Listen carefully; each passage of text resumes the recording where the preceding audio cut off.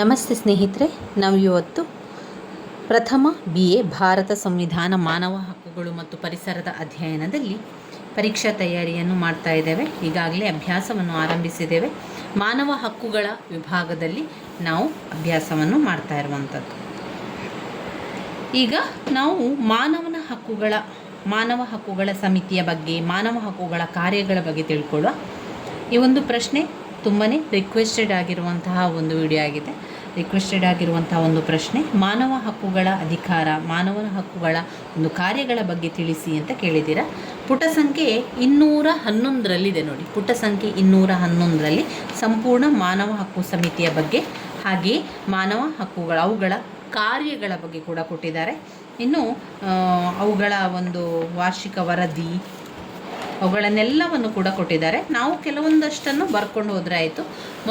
ಮೊದಲಿಗೆ ಇಲ್ಲಿ ನಾವು ನೋಡೋದಿದ್ದರೆ ಮಾನವ ಹಕ್ಕುಗಳ ಸಮಿತಿ, ಅವುಗಳು ಕೂಡ 10 ಅಂಕಕ್ಕೆ ಕೇಳುವಂತಹ ಪ್ರಶ್ನೆ. ಭಾರತ ಸಂವಿಧಾನ ಮಾನವ ಹಕ್ಕುಗಳು ಮತ್ತು ಪರಿಸರ ಅಧ್ಯಯನದಲ್ಲಿ ಪ್ರಶ್ನೆ ಪತ್ರಿಕೆಯಲ್ಲಿ ಬರುವಂತಹ ಪ್ರಶ್ನೆಗಳು 10 ಅಂಕದ ಪ್ರಶ್ನೆಗಳಾಗಿದೆ. ವಿಭಾಗ ಎ, ವಿಭಾಗ ಸಿ, ವಿಭಾಗ ಬಿ ಯಲ್ಲೂ ಕೂಡ ನಮಗೆ 10 ಅಂಕದ ಪ್ರಶ್ನೆಗಳು ಮಾತ್ರ ಇರುವಂಥದ್ದು. ಈಗಾಗಲೇ ನೀವು ಪ್ರಶ್ನೆ ಪತ್ರಿಕೆಯನ್ನು ನೋಡಿದ್ದೀರಲ್ವ. ಆ ಪ್ರಶ್ನೆ ಪತ್ರಿಕೆಯಲ್ಲಿ ಎಲ್ಲ ವಿಭಾಗದಲ್ಲೂ ಕೂಡ 10 ಅಂಕಗಳಿರುವಂಥದ್ದು ನೋಡಿ. ವಿಭಾಗ ಎ ಯಲ್ಲಿರುವಂತಹ ಪ್ರಶ್ನೆಗಳು ಬ್ಲಾಕ್ 1 ಮತ್ತು ಬ್ಲಾಕ್ 2ರಲ್ಲಿರುವಂತಹ ಭಾರತ ಸಂವಿಧಾನದಿಂದ ಪ್ರಶ್ನೆಗಳು ಬರುವಂಥದ್ದು. ನಂತರ ಬರುವಂತಹ ವಿಭಾಗ ಬಿ ಯಲ್ಲಿ ಮಾನವ ಹಕ್ಕುಗಳ ವಿಭಾಗ ಬ್ಲಾಕ್ 3ರಲ್ಲಿರುವಂಥದ್ದು, ಹಾಗೆ ಬ್ಲಾಕ್ 4ರಲ್ಲಿರುವಂತಹ ಪರಿಸರ ಅಧ್ಯಯನ ವಿಭಾಗ ಸಿ ಯಲ್ಲಿ ಬರುವಂತಹ ಪ್ರಶ್ನೆಗಳಾಗಿದೆ. ಅದರಿಂದ ತುಂಬಾ ಇಂಪಾರ್ಟೆಂಟ್ಸ್ ಆಗಿರುವಂಥದ್ದು ಭಾರತ ಸಂವಿಧಾನ ಬ್ಲಾಕ್ 1 ಮತ್ತು ಬ್ಲಾಕ್ 2ರಲ್ಲಿರುವಂತಹ ಪ್ರಶ್ನೆಗಳಾಗಿದೆ. ನಂತರ ವಿಭಾಗ ಸಿ ಮತ್ತು ವಿಭಾಗ ಬಿ ಅನ್ನು ನಾವು ನೋಡಿದ್ರೆ 2 ಪ್ರಶ್ನೆಗೆ ಉತ್ತರವನ್ನು ಬರೀಲಿಕ್ಕಿರುವಂಥದ್ದು. ಅಂದರೆ 10 × 2 20 ಅಂಕದ ಪ್ರಶ್ನೆಗಳಿಗೆ ನಾವು ಉತ್ತರವನ್ನು ಬರೀಬೇಕಾಗಿರುವಂಥದ್ದು. ಮಾನವ ಹಕ್ಕುಗಳು 10 ಅಂಕಕ್ಕೆ ಕೇಳುವಂತಹ ಪ್ರಶ್ನೆ. 1993ರಲ್ಲಿ ರಾಷ್ಟ್ರೀಯ ಮಾನವ ಹಕ್ಕು ಸಮಿತಿಯನ್ನು ಸ್ಥಾಪಿಸಲಾಯಿತು. ಯಾವಾಗ? 1993ರಲ್ಲಿ ರಾಷ್ಟ್ರೀಯ ಮಾನವ ಹಕ್ಕುಗಳ ಸಮಿತಿಯನ್ನು ಸ್ಥಾಪಿಸಿರುವಂಥದ್ದು. ಇದೇ ನಂತರದಲ್ಲಿ ಮಾನವ ಹಕ್ಕುಗಳನ್ನು ಕಾಪಾಡುವ ಕಾಯ್ದೆಯಾಗಿ ಅಸ್ತಿತ್ವಕ್ಕೆ ಬಂತು. ಈ ಕಾಯ್ದೆಯ ಪರಿಚಯ, ಅದರ ಅಡಿಯಲ್ಲಿ ರಚಿತಗೊಂಡ ವ್ಯವಸ್ಥೆಯ ಪರಿಚಯವಾಗಲಿದೆ. ಅಂದರೆ ಇಲ್ಲಿ ಇವರು ಹೇಳ್ತಾ ಇರುವಂಥದ್ದು 1993ರಲ್ಲಿ ಈ ಒಂದು ಸಮಿತಿ ಆರಂಭ ಆಗ್ತದೆ. ರಾಷ್ಟ್ರೀಯ ಹಾಗೂ ರಾಜ್ಯದ ಮಾನವ ಹಕ್ಕುಗಳ ಸಮಿತಿ. ಇದು ಒಂದು ಸ್ವತಂತ್ರವಾದ ಸಂಸ್ಥೆ. ಯಾವುದು? ಮಾನವ ಹಕ್ಕುಗಳ ಸಮಿತಿ ಎನ್ನುವಂಥದ್ದು ಅದು ಒಂದು ಸ್ವತಂತ್ರವಾದ ಸಂಸ್ಥೆ. ಇದರ ಸದಸ್ಯತ್ವದ ಆಯ್ಕೆ ಇದಕ್ಕೆ ಸಾಕ್ಷಿ. ಇದರ ಸದಸ್ಯರು ಹೆಚ್ಚಾಗಿ ಪರ್ಮನೆಂಟ್ ಸದಸ್ಯರಿದ್ದು ಅವರಿಗೆ ತಕ್ಕ ಗೌರವ ಸ್ಥಾನಮಾನ ದೊರಕುತ್ತದೆ. ಹಾಗೆಯೇ ಇದರ ಸಿಬ್ಬಂದಿ ಹಾಗೂ ಕಾರ್ಯದಲ್ಲಿ ಇದರ ಆರ್ಥಿಕ ಸ್ವಾಯತ್ತತೆ ಸದಾ ಕೂಡ ಇರ್ತದೆ. ಇದರ ರಚನೆ ಮತ್ತು ಕಾಯ್ದೆಯ ಪ್ರಕಾರವನ್ನು ತಿಳ್ಕೊಳ್ಳುವ. ಮಾನವ ಹಕ್ಕುಗಳ ರಚನೆ, ಆ ಕಾಯ್ದೆಯ ಪ್ರಕಾರಗಳು, ಯಾವ ರೀತಿ ಅದನ್ನು ರಚನೆ ಮಾಡ್ತಾರೆ, ಯಾವ ರೀತಿ ಮಾನವ ಹಕ್ಕುಗಳ ಸಮಿತಿಯನ್ನು ಮಾಡುವಂಥದ್ದು. ಮೊದಲನೆಯದಾಗಿ ಸುಪ್ರೀಂ ಕೋರ್ಟ್ನ ನ್ಯಾಯಾಧೀಶ ಅದರ ಅಧ್ಯಕ್ಷನಾಗಿರುತ್ತಾರೆ. ಅಂದರೆ ನಿವೃತ್ತಿಯಾದ ನಂತರ ಸುಪ್ರೀಂ ಕೋರ್ಟ್ನ ನ್ಯಾಯಾಧೀಶರು ಮಾನವ ಹಕ್ಕು ಸಮಿತಿಯ ಅಧ್ಯಕ್ಷರಾಗಿರುತ್ತಾರೆ. ಸುಪ್ರೀಂ ಕೋರ್ಟಿನ ನ್ಯಾಯಾಧೀಶರಾಗಿ ಕಾರ್ಯನಿರ್ವಹಿಸಿದವರು ಸದಸ್ಯರಾಗಿರುತ್ತಾರೆ. ಸುಪ್ರೀಂ ಕೋರ್ಟಿನ ನ್ಯಾಯಾಧೀಶರಾಗಿ ಕಾರ್ಯವನ್ನು ನಿರ್ವಹಿಸಿದವರು ಇದರ ಸದಸ್ಯರಾಗಿರುತ್ತಾರೆ. 2 ಮಾನವ ಹಕ್ಕಿನ ಪ್ರಾಯೋಗಿಕ ಅನುಭವವನ್ನು ಹೊಂದಿರುವವರು. ಮಾನವ ಹಕ್ಕುಗಳ ಸಮಿತಿಯಲ್ಲಿ ಇರುವಂಥವರು ಯಾರು? ಅಧ್ಯಕ್ಷರು ಕೂಡ ಸುಪ್ರೀಂ ಕೋರ್ಟಿನ ನ್ಯಾಯಾಧೀಶರೇ. ಯಾವಾಗ? ನಿವೃತ್ತಿಯನ್ನು ಹೊಂದಿದ ನಂತರ. ಅದರ ಸದಸ್ಯರು ಯಾರು? ಅವರೂ ಕೂಡ ನಮ್ಮ ಸುಪ್ರೀಂ ಕೋರ್ಟಿನ ನ್ಯಾಯಾಧೀಶರಾಗಿ ಕಾರ್ಯವನ್ನು ನಿರ್ವಹಿಸಿದವರು ಮಾನವ ಹಕ್ಕುಗಳ ಸಮಿತಿಯಲ್ಲಿ ಸದಸ್ಯರಾಗಿರ್ತಾರೆ. 2 ಕೂಡ ಮಾನವ ಹಕ್ಕಿನ ಪ್ರಾಯೋಗಿಕ ಅನುಭವವನ್ನು ಹೊಂದಿದ್ದವರು. 2 ಸ್ಥಾನಕ್ಕೆ ಸದಸ್ಯ ಸ್ಥಾನ ಮತ್ತು ಅಧ್ಯಕ್ಷತೆಯ ಸ್ಥಾನವನ್ನು ವಹಿಸ್ತಾರೆ. ಇದಲ್ಲದೆ ಏನಿರ್ತದೆ? ಈಗಾಗಲೇ ಬೇರೆ ಅಧಿಕಾರದಲ್ಲಿರುವವರು ಸಹ ಅವರ ಸ್ಥಾನದ ಫಲವಾಗಿ ಅವರ ಸದಸ್ಯತ್ವವನ್ನು ಹೊಂದಿರ್ತಾರೆ. ಅವರು ಯಾರು? ಅವರುಗಳೆಂದರೆ ಅಧ್ಯಕ್ಷರು, ಅಲ್ಪಸಂಖ್ಯಾತ ಮಹಿಳೆ ಅಥವಾ ಮಂಡಳಿ,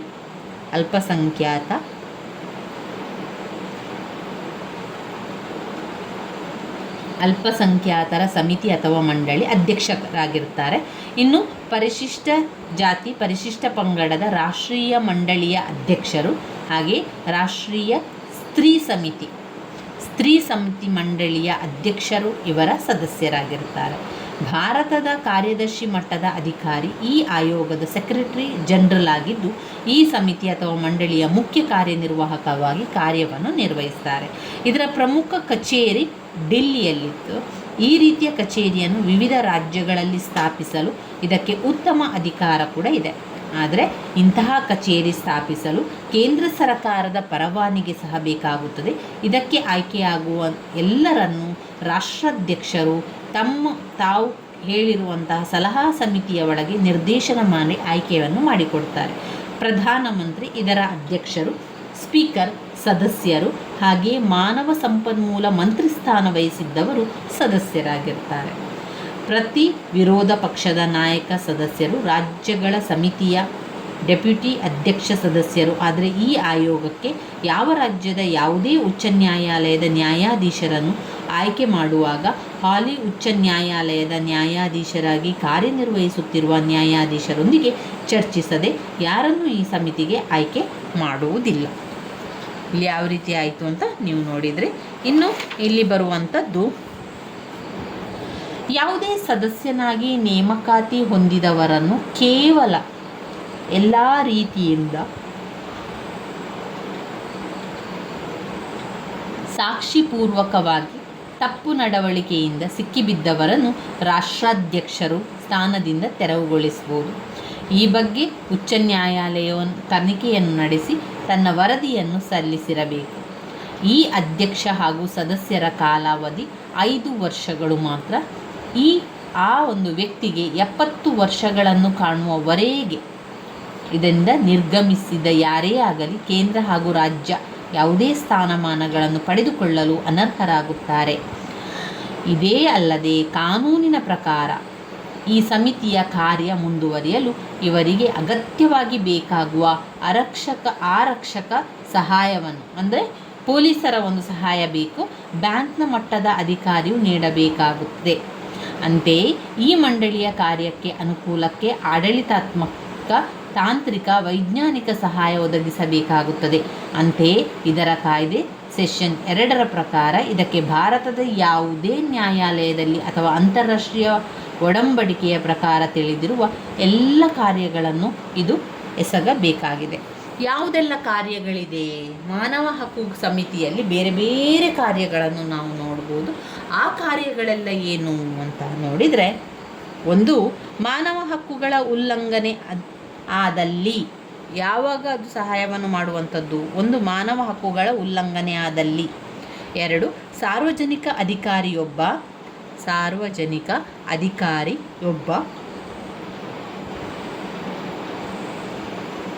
ಮಾನವ ಹಕ್ಕುಗಳನ್ನು ಕಡೆಗಣಿಸಿದ್ದಲ್ಲಿ. 3, ಯಾವುದೇ ನ್ಯಾಯಾಲಯದಲ್ಲಿ ತೀರ್ಮಾನವಾಗದೇ ಉಳಿದಿರುವ ಮಾನವ ಹಕ್ಕಿನ ಸಂಬಂಧಿಸಿದ ಕೇಸುಗಳನ್ನು ಆ ನ್ಯಾಯಾಲಯದ ಒಪ್ಪಿಗೆಯೊಂದಿಗೆ ಬಗೆಹರಿಸಲು ಪ್ರಯತ್ನಿಸುವನು. ಯಾವುದೇ ಜೈಲಿಗೆ ಅಥವಾ ರಾಜ್ಯದಲ್ಲಿನ ನಿಯಂತ್ರಣದಲ್ಲಿರುವ ಸಂಸ್ಥೆಗಳಿಗೆ ರಾಜ್ಯದ ಪರವಾನಗಿಯೊಂದಿಗೆ ಭೇಟಿ ನೀಡುವುದು. ಮಾನವ ಹಕ್ಕು ಉಲ್ಲಂಘನೆಯಾಗದಂತೆ ಸಂವಿಧಾನದ ಬಾಹಿರ ಚಟುವಟಿಕೆ, ಭಯೋತ್ಪಾದನೆ, ಇತರೆ ಚಟುವಟಿಕೆಗಳಿಂದ ತಡೆಯುವುದು. ಇಂತಹ ಉಲ್ಲಂಘನೆಯಾದಾಗ ತಡೆಯಾಗಿ ಕಾನೂನು ಬಳಕೆಯನ್ನು ಕೂಡ ಮಾಡುವಂಥದ್ದು. ಅಂತಾರಾಷ್ಟ್ರೀಯ ಒಡಂಬಡಿಕೆಗಳನ್ನು ಆಚರಣೆಗೆ ತರುವಲ್ಲಿ ಸಹಾಯವೆನಿಸುವುದು. ಈ ನಿಟ್ಟಿನಲ್ಲಿ ಸಂಶೋಧನಾ ಕಾರ್ಯವನ್ನು ಕೈಗೊಳ್ಳುವಂಥದ್ದು. ಮಾನವ ಹಕ್ಕುಗಳ ಬಗ್ಗೆ ಪ್ರಜ್ಞೆ ನೀಡುವುದು, ಜ್ಞಾನ ನೀಡುವುದು. ಈ ನಿಟ್ಟಿನಲ್ಲಿ ಪ್ರಕಟಣೆ, ಸಂವಹನ ಮಾಧ್ಯಮದ ಬಳಕೆ ಹಾಗೂ ಇತರೆ ಮಾಧ್ಯಮಗಳ ಬಳಕೆಯನ್ನು ಬಳಸುವುದು. ಸರ್ಕಾರೇತರ ಸಂಘಟನೆಗಳ ಕಾರ್ಯನಿರ್ವಹಣೆಯಲ್ಲಿ ಸಹಾಯವೆಸಗುವುದು. ಮಾನವ ಹಕ್ಕುಗಳ ಬೆಳವಣಿಗೆಗೆ ಸಹಾಯವೆಸಗುವುದು. ಯಾವುದೇ ಲಿಖಿತ ದೂರವಾಣಿ, ಯಾವುದೇ ಭಾಷೆಯಲ್ಲಿ ಅಥವಾ ಇನ್ಯಾವುದೇ ಟೇಗ್ರಾಫ್, ಫ್ಯಾಕ್ಸ್ ಮುಂತಾದ ಬಂದಂತಹ ಕಂಪ್ಲೇಂಟ್ಗಳನ್ನು ಇವರು ಪುರಸ್ಕರಿಸುತ್ತಾರೆ.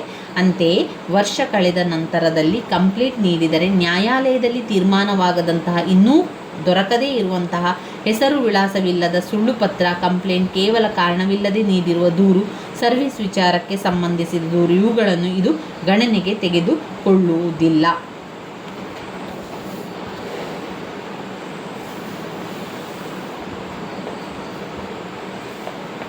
ಆದರೆ ಯಾವುದೇ ವಿಚಾರಣೆ ನಡೆಸುವಂತಹ ಸಂದರ್ಭದಲ್ಲಿ ನಾಗರಿಕ ನ್ಯಾಯಾಲಯ ಎಲ್ಲ ಅಧಿಕಾರಗಳನ್ನು ಅದು ಬಳಸಬಹುದಾಗಿದೆ. ಈ ಕಾರ್ಯಗಳಿಗೆ ತನ್ನದೇ ಆದ ಸಿಬ್ಬಂದಿಯನ್ನು ಸಹ ಬಳಸುವುದು ಹಾಗೂ ಅದಕ್ಕೆ ಬೇಕಾಗುವ ಇತರೆ ಯಾವುದೇ ಅಧಿಕಾರ ವರ್ಗದ ಸಹಾಯವನ್ನು ಈ ಮಂಡಳಿ ಪಡೆಯಬಹುದಾಗಿದೆ. ಈ ಒಟ್ಟಿನಲ್ಲಿ ಕಾರ್ಯವೆಸಗುವ ಈ ಮಂಡಳಿಯು ಮಾನವ ಹಕ್ಕಿನ ಒಳಿತಿಗಾಗಿ ಕೇಂದ್ರ ಹಾಗೂ ರಾಜ್ಯ ಸರ್ಕಾರಗಳನ್ನು ಅಥವಾ ಅದೇ ಸಂಬಂಧಿಸಿದ ಯಾವುದೇ ಅಧಿಕಾರಿಯನ್ನು ಬರಮಾಡಿಕೊಳ್ಳಬಹುದು ಹಾಗೂ ಅವುಗಳಿಗೆ ಈ ಬಗ್ಗೆ ವಿಚಾರಣೆ ನಡೆಸಲು ತಿಳಿಸಿ ಕಾಲಾವಕಾಶ ನೀಡಬಹುದು. ತದನಂತರದಲ್ಲಿ ಆ ಕಾಲಾವಕಾಶದಲ್ಲಿ ರಾಜ್ಯ ಅಥವಾ ಕೇಂದ್ರ ಕಾರ್ಯನಿರ್ವಹಿಸದಿದ್ದಲ್ಲಿ ಆ ಮಂಡಳಿಗೆ ಈ ನಿಟ್ಟಿನಲ್ಲಿ ಕಾರ್ಯವೆಸಗಲು ಅವಕಾಶವಿದೆ. ಈ ನಿಟ್ಟಿನಲ್ಲಿ ಬೇರೆ ಮತ್ತು ಕಾರ್ಯಗಳಿದೆ. ಅಂದರೆ ಮಾನವ ಹಕ್ಕಿನ ಉಲ್ಲಂಘನೆಯಾದ ಸಂದರ್ಭದಲ್ಲಿ ಸರಕಾರಿ ನೌಕರರು ಈ ಉಲ್ಲಂಘನೆಯಾದಲ್ಲಿ ಅವರ ವಿರುದ್ಧ ಸರಕಾರದ ವತಿಯಿಂದ ತನಿಖೆ ನಡೆಸಲು ಆದೇಶ ನೀಡುತ್ತದೆ. ಹೈಕೋರ್ಟ್ ಮತ್ತು ಸುಪ್ರೀಂ ಕೋರ್ಟನ್ನು ಮೊರೆ ಹೊಕ್ಕಿ ಆದೇಶ ನಿರ್ದೇಶನ ತಂದುಕೊಡುವುದು. ಮಾನವ ಹಕ್ಕಿನ ಉಲ್ಲಂಘನೆಯು ಹೊರಗೆ ಮಾನವ ಹಕ್ಕಿನ ಉಲ್ಲಂಘನೆಯಿಂದ ತೊಂದರೆ ಒಳಗಾದ ಜನರಿಗೆ ಸರಕಾರದಿಂದಲೇ ಕೂಡಲೇ ಪರಿಹಾರವನ್ನು ಕೂಡ ದೊರಕಿಸಿಕೊಡುವಂಥದ್ದು. ಮೊಕದ್ದಮೆ ದಾಖಲಿಸಿದ ವ್ಯಕ್ತಿ ಬೇಡಿದ ಪತ್ರಗಳನ್ನು ನೀಡಲು ಸಹಕಾರ ಮಾಡುವುದು, ಮಂಡಳಿ ನಡೆಸಿದ ತನಿಖಾ ವರದಿಗಳನ್ನು ಪ್ರಕಟಣೆ ಮಾಡುವುದು. ಇದೆಲ್ಲವನ್ನು ಕೂಡ ನೀವೇನು ಮಾಡಬೇಕು, ನಿಮ್ಮ ಪಾಯಿಂಟ್ಸಲ್ಲಿ ಹಾಕ್ತಾ ಹೋಗಬೇಕು. ನೀವು ವಿವರಿಸ್ತಾ ಆ ಒಂದು ಪಾಯಿಂಟ್ಸನ್ನು ಹಾಕ್ತಾ ಹೋಗುವಂಥದ್ದು. ನಂತರದಲ್ಲಿ ಹಾಕುವಂಥದ್ದು ಇದರಂತೆ ಸ್ಪೇನ್ ಪೊಲೀಸ್ ಸಶಸ್ತ್ರ ಪಡೆಗಳಿಂದಾದ ಅನ್ಯಾಯಗಳನ್ನು ತೊಡೆದುಹಾಕಲು ಮಾನವ ಹಕ್ಕಿನ ಉಲ್ಲಂಘನೆಯನ್ನು ತಡೆಯಲು ತನ್ನದಕ್ಕೆ ತಾನು ಕೇಂದ್ರ ಸರ್ಕಾರದಿಂದ ವರದಿಯನ್ನು ಪಡೆಯಬಹುದು. ಪಡೆದ ನಂತರ ಅದು ತನಿಖೆ ನಡೆಸಬಹುದು ಅಥವಾ ಕೇಂದ್ರ ಸರ್ಕಾರ ತನಿಖೆ ನಡೆಸಲು ಶಿಫಾರಸನ್ನು ಮಾಡಬಹುದು. ಕೇಂದ್ರ ಸರ್ಕಾರ ಈ ನಿಟ್ಟಿನಲ್ಲಿ ತೆಗೆದುಕೊಂಡ ವರದಿಯ ಬಗ್ಗೆ 3 ತಿಂಗಳಲ್ಲಿ ತಿಳಿಸಬೇಕು. ಈ ಬಗ್ಗೆ ಮಂಡಳಿ ಪ್ರಕಟಣೆ ಮಾಡಬಹುದು. ಈ ಬಗ್ಗೆ 100 ನೀಡಿದವರಿಗೆ ಈ ವರದಿಯು ಮಾಹಿತಿ ನೀಡುವುದು ಇದೇ ಮುಂತಾದವು. ಇದೇ ರೀತಿ ಸಮಿತಿ ವಿಶೇಷಣ ವರದಿಗಳನ್ನು ತನ್ನ ವಾರ್ಷಿಕ ವರದಿಯಲ್ಲಿ ನೀಡಬಹುದು.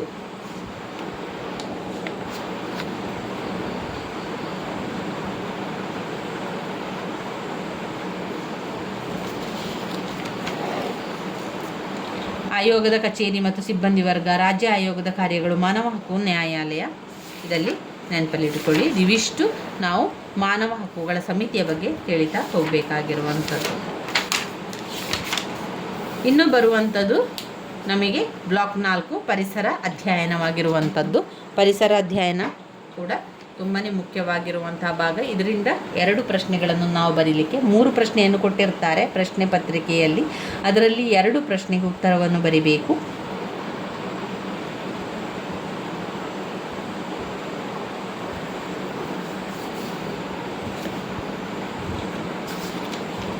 ಇದರಲ್ಲಿ ಮುಖ್ಯವಾಗಿ ಬ್ಲಾಕ್ 4ರಲ್ಲಿ ನೀವು ನೋಡಿದರೆ ಪರಿಸರ ಅಧ್ಯಯನದ ಅರ್ಥವನ್ನು, ಪರಿಸರ ಅಧ್ಯಯನದ ಪ್ರಾಮುಖ್ಯತೆ, ಪರಿಸರದ ಅಧ್ಯಯನದ ವ್ಯವಸ್ಥೆ, ಅದರ ಕಾರ್ಯಗಳು, ಆಮೇಲೆ ಪರಿಸರ ಮಾಲಿನ್ಯ ನಿಯಂತ್ರಣದ ಕ್ರಮಗಳು, ಪರಿಸರ ಮಾಲಿನ್ಯದ ಕಾರಣಗಳು, ಪರಿಹಾರ, ಪರಿಸರ ಮಾಲಿನ್ಯದ ಶಬ್ದ ಮಾಲಿನ್ಯ ಮತ್ತು ಕಾರಣ ಮತ್ತು ಪರಿಹಾರ, ಇವೆಲ್ಲ ಕೂಡ ಅದರಲ್ಲಿ ಒಳಗೊಂಡಿರುವಂತಹ ವಿಚಾರಗಳಾಗಿದೆ ಸ್ನೇಹಿತರೆ. ಇದನ್ನು ನಾವು ಮುಂದಿನ ವಿಡಿಯೋದಲ್ಲಿ ತಿಳ್ಕೊಳ್ಳುವ. ನನ್ನ ವಿಡಿಯೋಸ್ ಎಲ್ಲ ನಿಮಗೆ ಇಷ್ಟ ಆಗಿದ್ದರೆ ಲೈಕ್ ಕೊಡಿ, ಶೇರ್ ಮಾಡಿ, ಸಬ್ಸ್ಕ್ರೈಬ್ ಮಾಡಲಿಕ್ಕೆ ಮರಿಬೇಡಿ.